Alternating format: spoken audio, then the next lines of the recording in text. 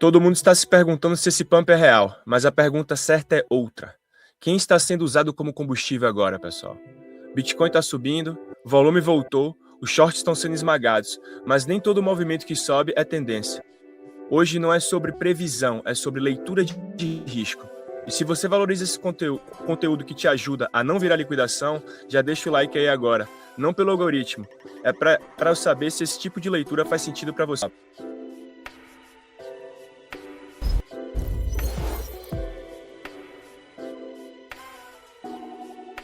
Hoje eu aqui com meu amigo Marcelo. Fala, meu querido, tudo bom? Vamos direto para o gráfico, que é o que interessa hoje para a gente. Vamos organizar com o que está acontecendo no preço. A gente teve um pump recente e um retorno do volume. Isso é fato. A gente vê que tem volume aqui nas pontas, tá? Olha o retorno do volume onde eu marquei aqui nesses pontos. Beleza? E... Dependendo dos fundos, né, Thiago? Boa. Exato. Exatamente, Marcelo. O que é que você acha disso aqui, meu? Você conhece bastante de leitura. O que eu acho interessante aí desse gráfico, Thiago, é algo até que a gente já comentou em outras oportunidades. Os fundos que foram formados, todos têm volume no processo da defesa e foram fundos que não foram liquidados. Fica claro aí, né? O primeiro no fundo não foi liquidado pelo segundo, e subsequentemente gerou essa faixa azul aí, ó, não foi liquidado por esse terceiro. A gente tem ali esse terceiro preservado pelos aqueles fundos, né, anteriores a esses até, e esses últimos fundos aí que você acabou de marcar. Então, isso daí pode estar cravando de fato, né, fundos verdadeiros e um processo de reversão de tendência, né? Abre essa leitura aí para um processo de reversão de tendência. Inclusive, nessa reta final desse processo de lateralização, a gente já consegue ver até movimentos mais diretivos ascendentes do preço, né? Então, isso é positivo, isso deixa a gente Exato. Até entusiasmado, contente, né? Mas fica também a pergunta, né? Quais são os próximos alvos, né? O que é que tem pela frente, né? Isso é uma coisa que a gente tem que pensar. Parar para observar. Concordo com você. Inclusive que a estrutura ainda está abaixo do 100K, né? Que é um ponto do psicológico já do retail, né? Até do institucional. E enquanto esse preço não romper e se manter acima dele, eu ainda não compro a narrativa do bull market. Para mim tá simples, tá? Porque eu reparo bem, para mim é muito importante o volume, beleza? Eu vi que teve um travamento, ó, repara como numa coisa importante, o volume aparece, o mercado reage, né? Ele dá esse travamento e sobe, ele aparece aqui, dá esse travamento e sobe, ele aparece aqui, dá esse travamento e vai subindo, né? É isso que está acontecendo com o volume. Isso não é uma expansão, isso para mim é um teste, ele está testando, para depois dar um movimento real. E para entender se esse movimento é real ou é um ruído, a gente precisa olhar um pouco para fora do Bitcoin. Vamos voltar aqui, eu tenho uma imagem até legal para a gente voltar aqui. Olha que contraste, pessoal. Enquanto o Bitcoin ainda luta para fazer um novo topo, ouro, prata e cobre estão batendo ao time high. Isso levanta uma pergunta legítima para mim. O ciclo de 4 anos acabou? Tem gente aqui já agora no Twitter defendendo que entramos num ciclo de mercado tradicional, no qual são 5 anos, totalmente macro-driven. Eu não trabalho assim. Eu prefiro continuar respeitando o ciclo de 4 anos do Bitcoin, mas entendendo que ele conversa mais agora com o macro hoje em dia. Isso é normal. Enquanto commodities fazem novos topos antes do Bitcoin, a pergunta muda de nível para mim. Será que o ciclo mudou ou será que o mercado só está adiantando algumas peças? Inclusive, eu queria muito ouvir a opinião de vocês. Eu postei hoje no YouTube, no nosso canal do YouTube, uma enquete na qual eu pergunto qual a leitura que faz sentido para você agora. A primeira resposta é rally de alívio, a segunda bull market silencioso se formando, a terceira grande lateralização, ou outra leitura, né? Se você tiver outra leitura, não esquece de deixar no comentário lá no post. Vai lá responder, porque isso ajuda a me entender como vocês estão lendo nesse momento o mercado. Agora vamos sair da opinião e entrar para o que não mente, volume. Liquidation Heatmap está aqui, vamos lá. Vamos no Liquidation Heatmap. Nas últimas 24 horas, a equipe do short tomou um ferrinho bem legal, 695, acima de $500 bilhão foram liquidados. Hoje está quase batendo 1 bilhão. É esse tipo de liquidação que eu gosto de ver no mundo da cripto. Essa que é a real, dada a volatilidade que tem nesse mercado.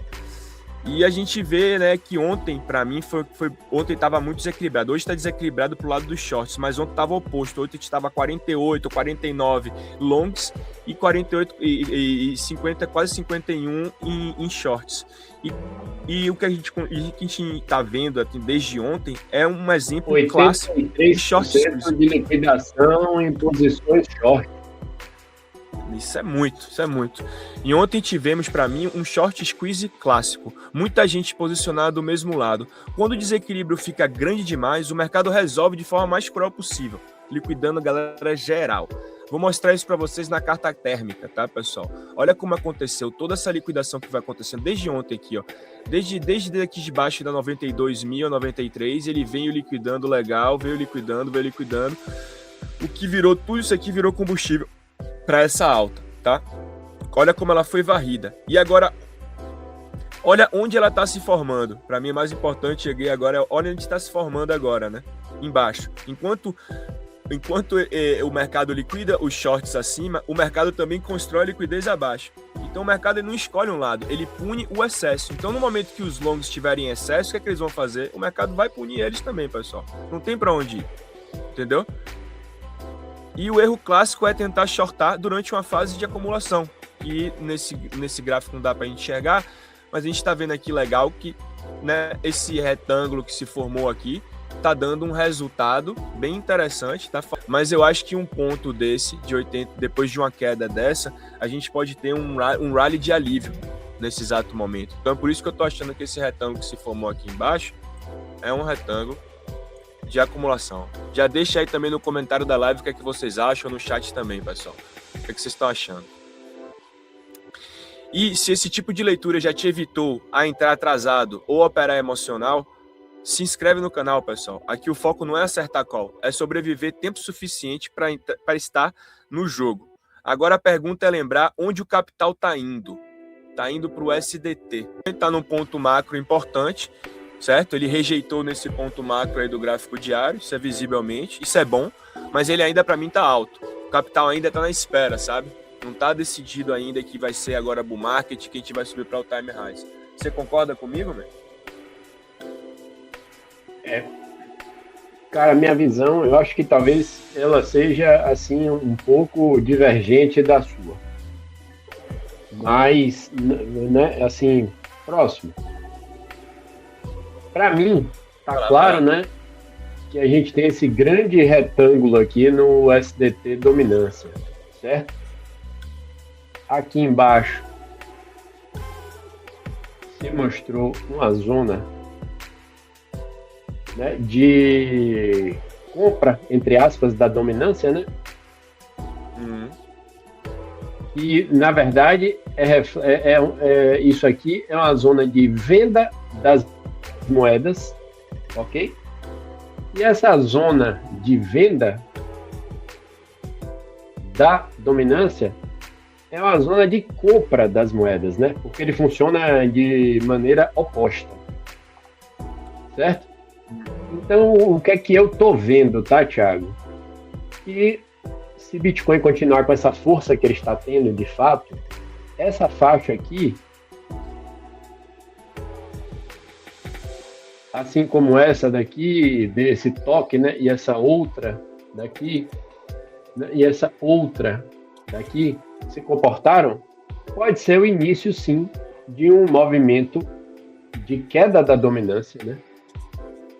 Se a gente for olhar, isso é um gráfico diário, eu tenho um processo de queda já da dominância de alguns dias aqui, ó. Certo? Um processo de queda da dominância, e isso daí corrobora para um processo ascendente das criptomoedas. Beleza? Essa é a minha visão para o SDT, tá? Não, a gente não pode negar que ela também, né, tá em lateralização de certa forma aqui, né?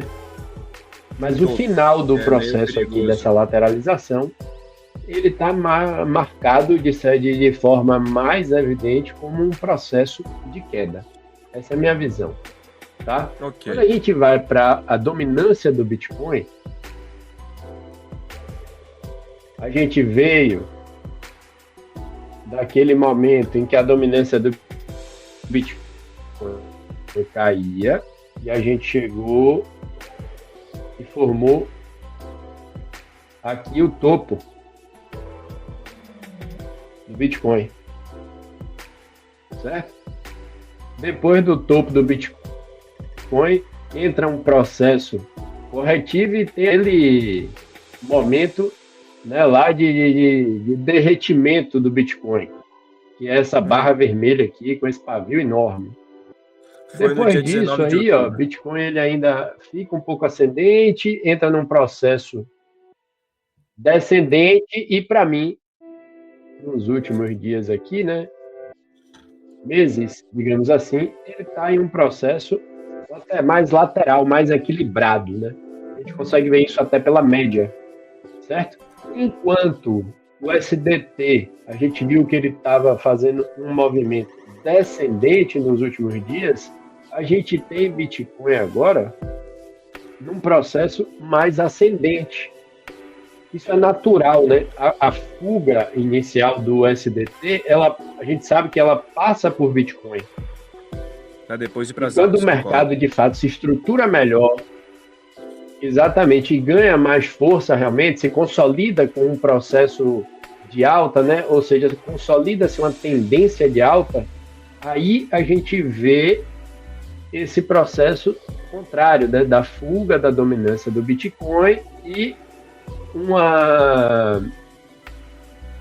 movimento do capital para as altcoins também, certo? A gente consegue perceber que o mercado, como um todo, ele está andando muito conforme o Bitcoin, não deixa de ser, né? O gráfico do total é praticamente um irmão gêmeo do Bitcoin. E a gente consegue ver que os fundos que foram criados aqui, ó, tirando esse aqui,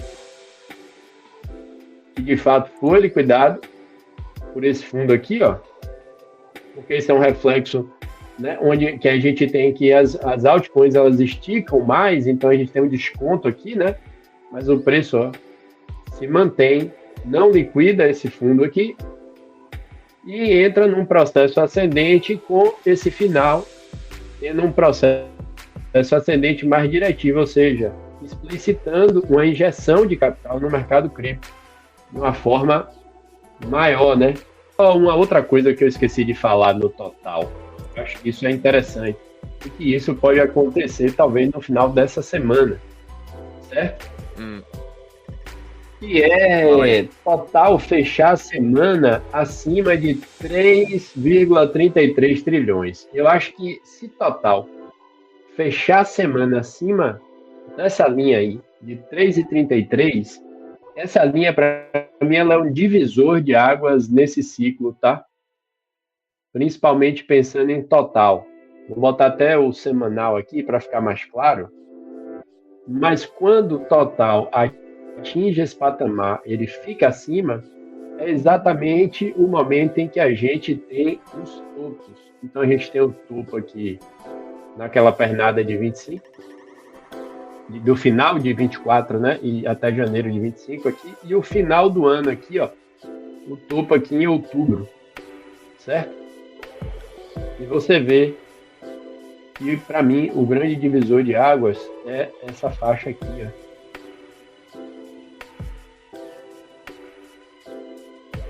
Certo? Você vê que quando o Bitcoin ele rompe aqui, ó, ele vem e rompe, ele vai para o topo. Quando ele veio dessa grande pernada, rompeu essa faixa, ele fez os primeiros topos, certo? Então, tem outra coisa que me faz também pensar como um grande ponto pela frente aí, né? A média de 50 aqui no semanal, ela está aqui. É importante que Bitcoin, para que ele continue forte, e a gente pensando num rally, né, e que a gente veja de fato o comportamento do preço mais ascendente, num processo de fato buscar talvez algo maior, ele passe aqui a média e se depois ele venha e se mantenha acima dessa média e de preferência acima do 3,33. Isso aí para mim é um sinal de grande força, tá, Thiago? Concordo plenamente com você. Mas a priori a gente está abaixo. Então a gente não pode descartar a possibilidade que esse ponto pode ser um grande ponto de resistência. Por isso ele precisa quebrar e se manter acima para realmente a gente começar a discutir de novo de all-time highs. Beleza, pessoal? A priori a gente está num viés de queda, no qual a gente teve um travamento dado ao volume que entrou no mercado, e agora talvez a gente pode talvez ir para a zona de 0,5, né, do Fibonacci, e para depois continuar caindo. Enfim, a gente tem que deixar, não pode descartar essa possibilidade. Prova de fogo para a criptomoeda. Essa é a grande verdade, é a semana da prova de fogo. Exato, é exatamente isso. É a semana para ver se isso aí foi só um trap ou se foi realmente um rally, um rally autêntico que a gente vai agora talvez enxergar um Bitcoin esse ano a $150 mil, a $180 mil. Mas ao primeiro momento, né, por isso que eu queria falar com você quando você estava falando sobre a dominância, você estava mostrando que a dominância estava subindo, né, o que estava caindo e tudo mais, que deixou até um espaço para as altcoins performarem legal. Só que como a gente hoje tem um leque de altcoin muito grande no mercado, então não são todos que vão abrir, entendeu? Mas enfim, se você observar aqui, no mês aqui, a gente teve Dash e Monero. Essas duas moedas são moedas não, vou dizer, esses dois tokens, tá? São tokens que eles se destacaram e não foi por acaso. Por que não foi por acaso? Porque depois de anos de regulamentação, rastreamento, transparência forçada que nós retails e todos os investidores dentro da cripto foram forçados a fazer para todo, né, para declaração de imposto e tudo mais. E com isso a gente teve a parte do mercado buscando uma privacidade. Muitas pessoas agora estão migrando para essa privacidade. Nessas redes ninguém sabe o que você faz, ninguém sabe o quanto você tem no sua carteira digital. Ela não tem um código público, ela tem, mas são poucas pessoas ou só a empresa na verdade, e ninguém consegue enxergar esse detalhe para dizer para mim que as tops desse mês ainda estão aqui, Dash e Monero. E como é interessante, qual é a narrativa, eu queria só explicar também para vocês qual é a narrativa desse top. E para fechar, deixa eu falar uma coisa importante para vocês. Vou voltar até aqui para essa tela. Boa. Muita gente vai te chamar de sortudo quando você acertar um trade, mas no mercado, sorte geralmente encontra quem sobrevive. Quem está aqui todo dia, estudando, errando pequeno, respeitando o risco. Quando a sorte aparece, você já está preparado. E é isso que a gente constrói aqui, tá, pessoal? E se esse tipo de leitura te ajuda a sobreviver mais um dia no mercado, você já sabe o que fazer. Muito obrigado e até a próxima live. Valeu, Marcelão. Um abraço. Valeu, meu velho.